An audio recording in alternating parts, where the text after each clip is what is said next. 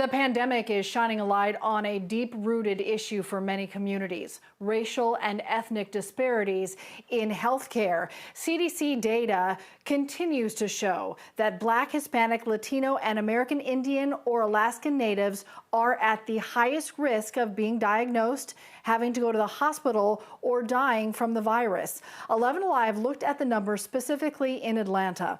For every 67 white people who get the virus, there are 98 Black people with COVID-19. Atlanta Mayor Keisha Lance Bottoms issued an administrative order today to address it. It directs the city's chief health officer to report on these disparities. It brings together an advisory council to draw up recommendations, creates a mask-wearing campaign, and it schedules a series of town hall discussions. The first town hall focusing on COVID-19 and emotional wellness among women. It will be in conjunction with World Mental Health Day. That is Saturday, October 10th.